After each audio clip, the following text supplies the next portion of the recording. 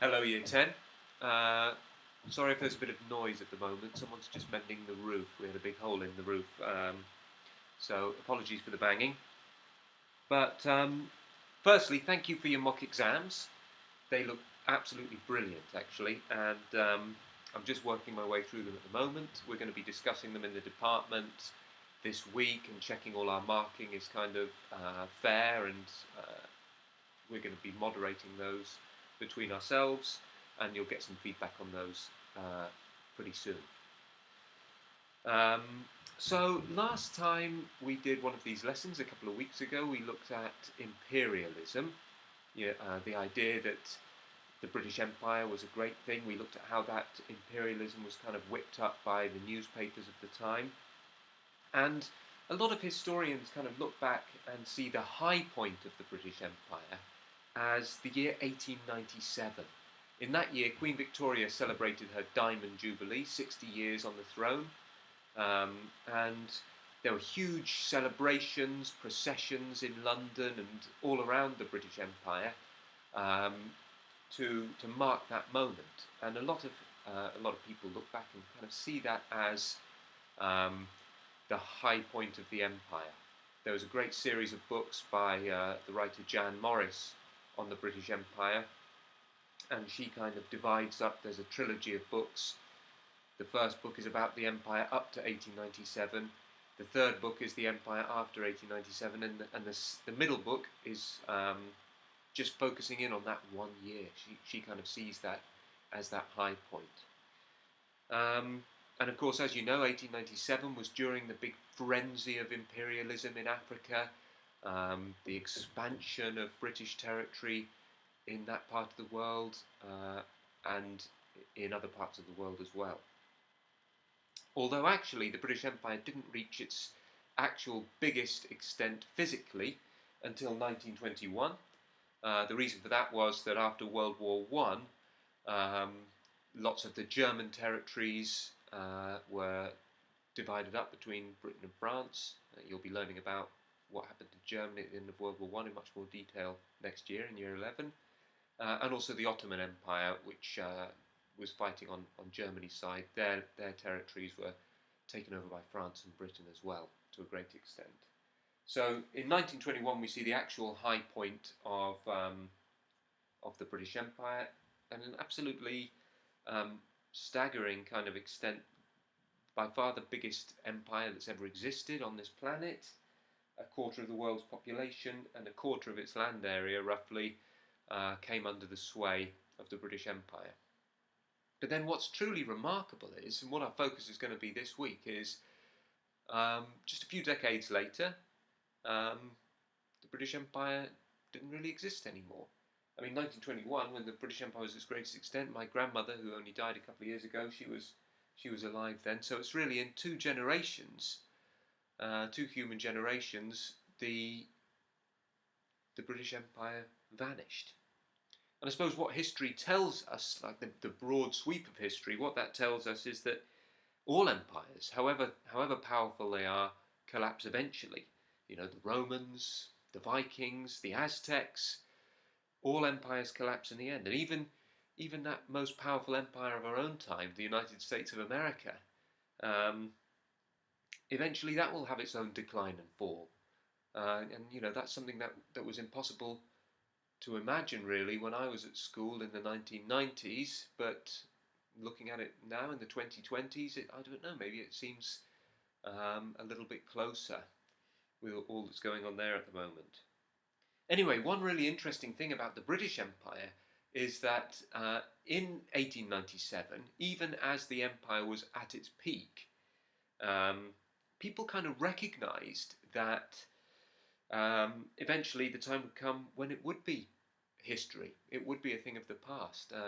There's a famous poem by Rudyard Kipling, who's the guy who wrote The Jungle Book, but he was also a poet, very imperialist views, social Darwinist views in fact. He thought the British Empire was a great thing.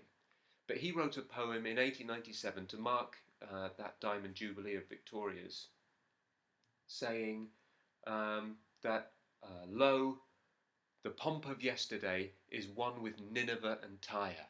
So Nineveh and Tyre were big empires in the Middle East, in the ancient world.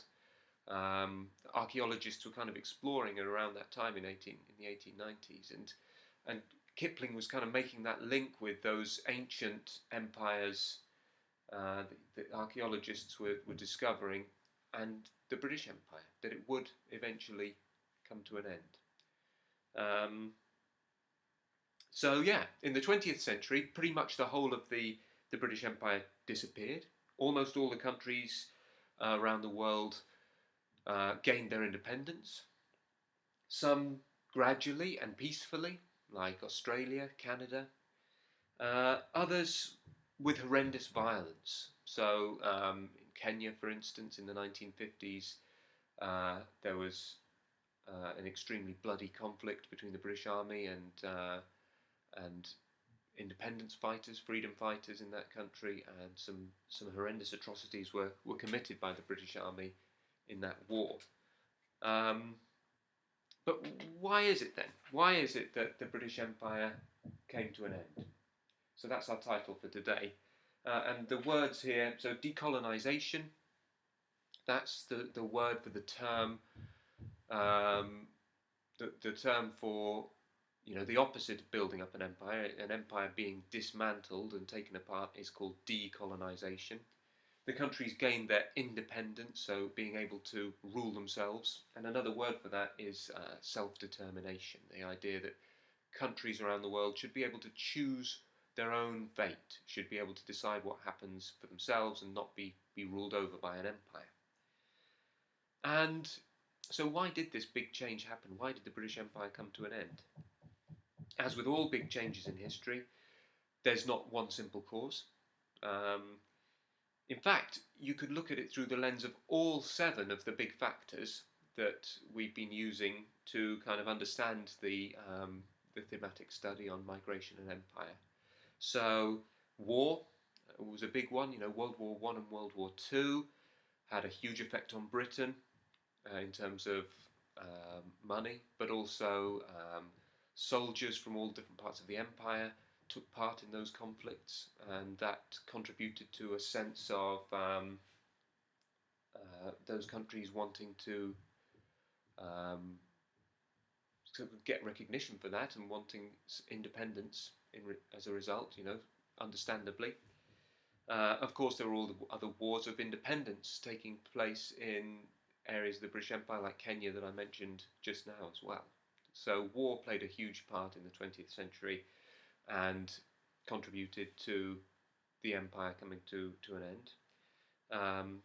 There were key individuals fighting for their country's independence, sometimes peacefully, like Gandhi, and sometimes advocating the use of armed struggle. But there were key individuals all over the empire playing a part in their country's independence. We're going to focus on those key individuals in more detail on Thursday's lesson. I'll talk about that in a minute. Economic resources, of course. Britain was almost bankrupted by the 2 world wars, and in some ways couldn't afford to maintain the empire. Ideas. So the ideas of democracy and self-determination that sort of gained more currency around the world after World War I and World War II contributed to people around the empire wanting their independence and fighting for it. Even ideas like communism, that we'll be learning about in more detail next year, which you learned about a bit in Year 9, but we're going to learn about again next year, looking at the Cold War and so on. But this alternative kind of way of viewing the world and everybody being equal, that did inspire a lot of the movements in the empire, fighting for their freedom in different ways. The government of Britain. So some politicians were staunchly imperialist, like Winston Churchill. He really wanted to keep hold of the empire. He thought of it as a fantastic thing. And then there were other politicians like Clement Attlee, who took over from Churchill at the end of World War II in 1945.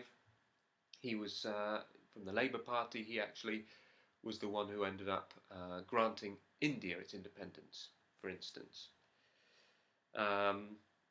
Technology and science even played a part. It was scientists after World War II. I mean, this links in with the terrible atrocities committed by the Nazis during World War II that really the world learnt about in their entirety once the war had come to an end. The Holocaust and the kind of the extremes that race science had gone to, that social Darwinism had gone to, these ideas that were tied up with the empire in the Victorian period, but people saw the terrible extremes that social Darwinism had gone to in under the Nazis, and so scientists after World War II worked to really disprove this notion of racial superiority. And there being different hierarchy of different races. This idea that really, in many ways, the British Empire was built on. And so with that idea being challenged by scientists after World War II, the concept of the British Empire was a much more difficult thing to defend for a lot of people. Rightly so, I think. And religion too, you know. I think you may have studied Gandhi in your religious studies lessons, and his kind of concept of satyagraha, of that truth struggle, being inspired by his religious beliefs. So all the big seven factors together played a part in that tumultuous century of change, the 20th century, and led to that to the British Empire coming to an end and going into the history books. So the work I'd like you to do today, I've given you a bit of a reading to complete. It's one of those readings with the questions around the edge, sort of looking at different factors behind decolonisation. So that's the first thing. And then I'd like you to complete a mind map around the seven factors, quite simple. There's some pages from the textbook and stuff from the reading and stuff I've just talked about in this video. Can you try and link all of those seven factors to the empire coming to an end? And then on Thursday, we're going to be talking about key individuals who fought for independence around the empire, in particular Jomo Kenyatta in Kenya, Kwame Nkrumah in Ghana, and Gandhi in India. So the section on your mind map that's about individuals, it's okay if you leave that bit, just write a couple of names. You don't need to go into too much detail on that bit, because on Thursday we're really going to hone in on those individuals and some others as well, and kind of compare and contrast the different ways that people fought for independence around the world. So those are your tasks for today. See you in a bit.